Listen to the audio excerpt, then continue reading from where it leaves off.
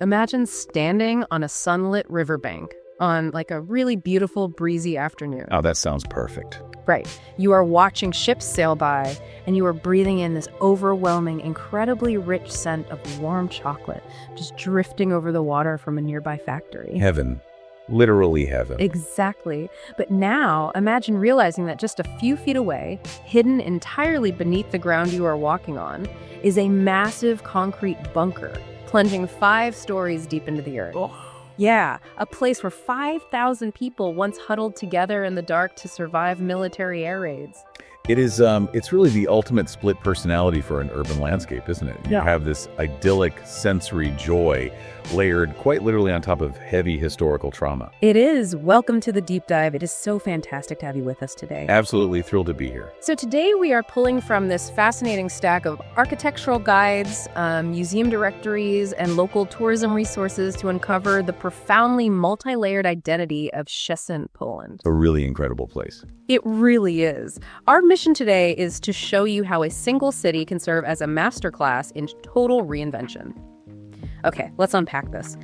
Because to truly understand a place that has been rewritten by history, geography, and trade as many times as Szczecin has, well, you just have to throw away the standard 2-dimensional map.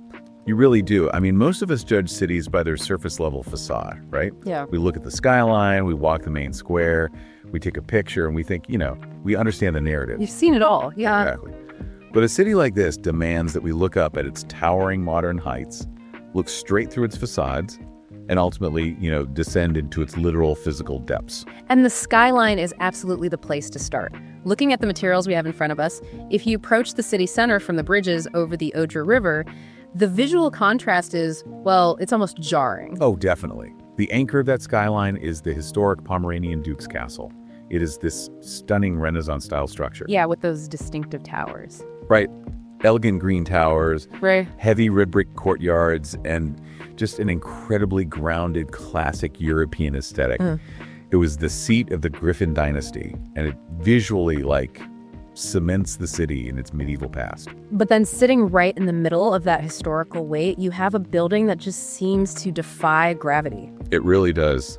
I am looking at the photos of the Miedzica Philharmonic Hall right now, and it honestly looks like a glowing iceberg that just casually floated into the city center. That's a great way to describe it. It's entirely wrapped in translucent glass with these sharp, protruding vertical strips of aluminum. Yeah, so that building was designed by the architectural firm Barazzi Vega.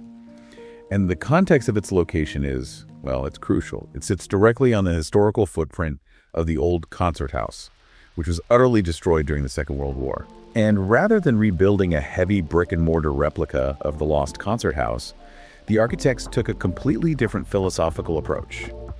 Their stated goal was not to invent something out of thin air, but rather to discover what already existed in the city and reveal a new reality. Okay, I am going to have to push back on that quite a bit. Oh, really? Yeah, I read that same quote in the architectural guide, and honestly, it sounds like highly pretentious architect speak. I mean, I get why you'd say that. Mimicking a city's history with a futuristic glass box sounds like an excuse to just, build whatever modern shape you want.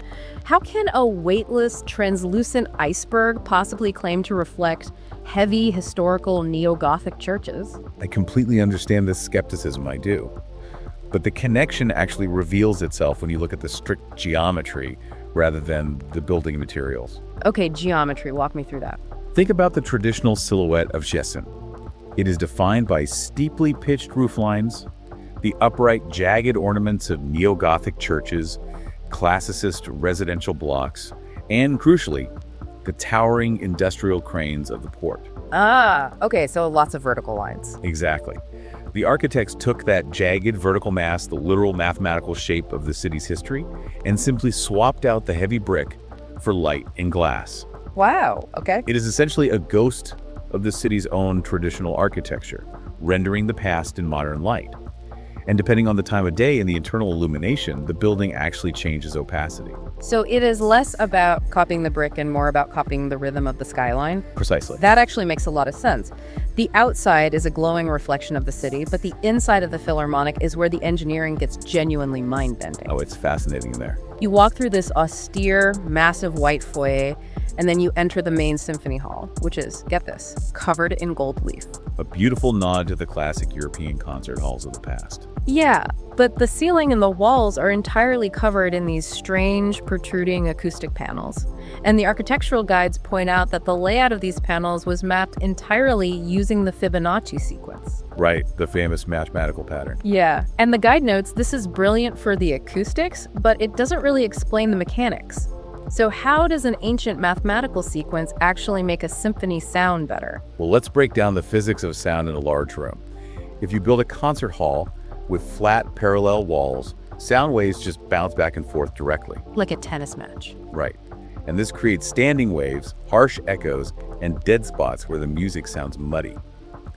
To fix that, acousticians use diffusers, basically, irregular surfaces that scatter the sound waves in multiple directions. So they need the walls to be bumpy. Yes, but the bumps cannot be random, and they definitely cannot be perfectly uniform, or you just create different acoustic problems. Oh, I see. So the Fibonacci sequence, which is a mathematical pattern where each number is the sum of the two preceding ones, is nature's perfect algorithm for non-repeating growth. Right, you see it in like pine cones and stuff. Exactly. You see it in the spiral of galaxies, the arrangement of leaves on a stem, and the shape of a nautilus shell. By designing the acoustic panels based on this sequence, the architects created an uneven surface that scatters sound waves perfectly evenly across the entire room.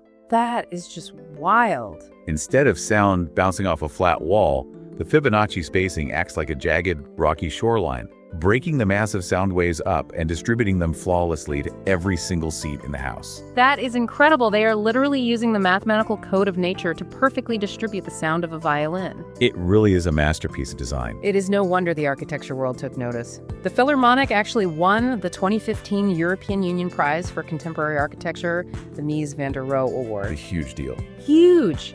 And the source material points out this was the very first project located behind the former Iron Curtain to ever win that prize. And honestly, the building operates as a perfect metaphor for the city itself. It respects the historical footprint, quite literally building on the ruins of the past, but it refuses to be trapped by it. Yeah. It uses history as a structural foundation for something entirely forward-looking. So the external architecture tells us a lot about how Szczecin projects its identity to the outside world today. But if you want to know how a city actually accumulated the wealth and culture to afford that kind of radical reinvention, well, you cannot just look at its skyline. No, you really can't. You have to look at what it hoarded behind closed doors. Moving from the external display of identity to the internal curation of history. Exactly. So we started combing through the directories for the National Museum in Szczecin, which is actually spread across several facilities, including the monumental Ławy Krobrego 3 building. A beautiful space. And when I think of our regional museum in a historic Polish city on the Baltic Sea, I have a very specific expectation. I expect, local heritage. Right, and you'll certainly find that. Yeah, the museum houses exhibits like The Mystery of Light, which catalogs medieval art in Pomerania, and The Golden Age of Pomerania, which displays artifacts from the courts of the Griffin dynasty we mentioned earlier. Coins, old silver, heavy wooden artifacts. Yeah. That all tracks perfectly with expectations. It does. But then you look at the other permanent and temporary exhibits, suddenly you are looking at an exhibit called In African Village. Yeah. You find a collection called Children of Magic, which is entirely made up of African dolls and puppets. Uh-huh. There is the Rembo exhibit focusing on the art of East Africa. I have to admit, reading the directory, I experienced genuine geographical whiplash. I can imagine. Finding a massive collection of East African masks in a cold Baltic port city feels like stepping through a portal. It does feel disjointed if you treat cities as isolated dots on a map, but this curation actually exposes the hidden mechanics of a maritime hub. What do you mean by that? Well, port cities are not just local towns that happen to be near water. They are the terminal nodes of massive, sprawling global trade routes. Oh, right. Which means the wealth of the city was never just local. Not at all. Yeah. Consider the economics of the 19th century. Szczecin was a powerhouse of maritime trade. The ships leaving this port were loaded with Baltic timber, grain, and local goods, but they didn't return empty. They brought stuff back. They brought back spices, stories, and cultural artifacts from across the globe. The cold Baltic timber trade was actively financing expeditions to East Africa.